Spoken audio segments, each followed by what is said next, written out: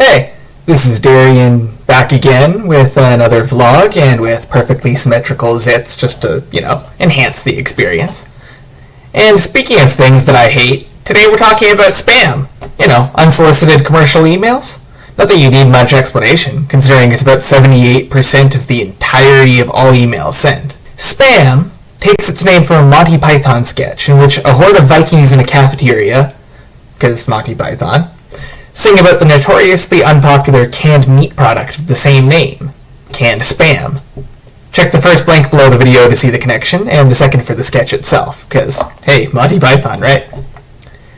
Now, the first online spamvertisements were on the internet precursor ARPANET, and they lived up to their name by being so poorly received that it wasn't until 1994 that somebody actually tried again, sending unsolicited political advertisements through actual internet email.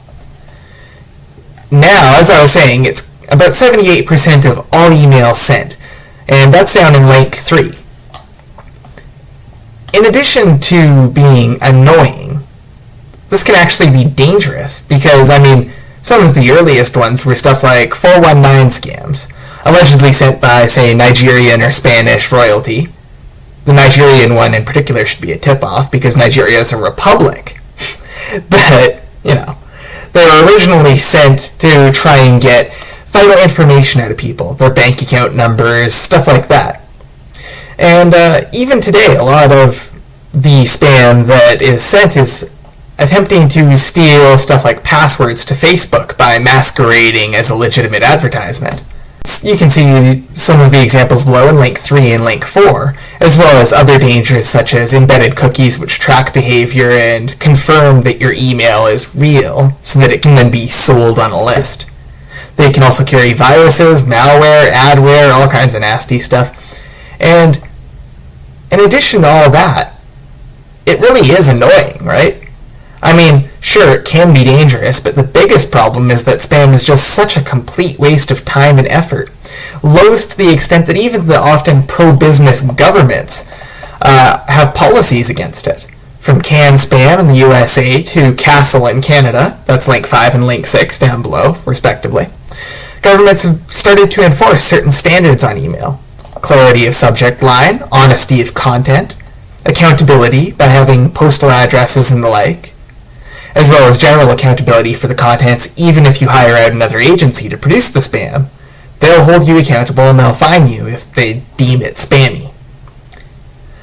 Usually they also insist on a way for consumers to opt out, to stop receiving your emails, and in Castle, as well as in some other legislation, they might even insist that you get permission from consumers in the first place, that you have them opt in and don't send them anything unsolicited, don't send them any spam whatsoever.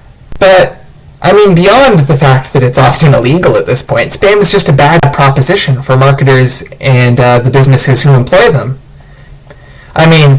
More and more consumers just aren't opening commercial emails, and that's the fault of spam. They'll see a headline that's from an unrecognized email or one that even just looks commercial, and they'll just delete it without even opening it, and that doesn't benefit anybody. In fact, it makes it harder for you to reach the consumers who might actually be interested in your product because they just see your headline and they think it's spam. And the easiest way to avoid that is for all of us to just stop sending spam.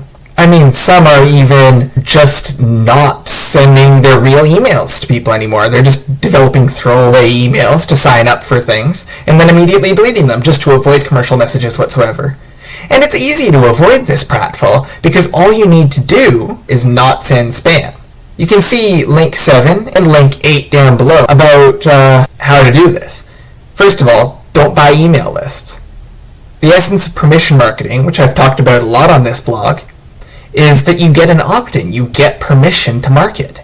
Sometimes even a double opt-in if you want to be particularly careful.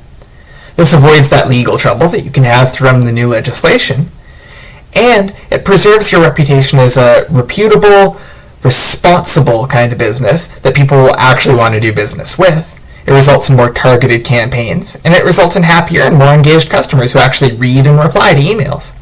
And I know what you're thinking, but what if I don't want to opt into my advertisements? Well, like I said, make emails people do want to opt into. Make it worth their while by using this increased capacity for targeting your campaign to actually create things that your target market would want to see, just like you do in other advertisements.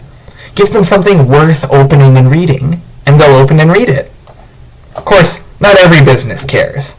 Some may have little value to deliver, some may have no real desire to target, just being a mass marketer, and some might just go through agencies who don't particularly care about the reputation of the business they're representing. Though, again, I'd remind you that you can still be liable for that, so watch your back.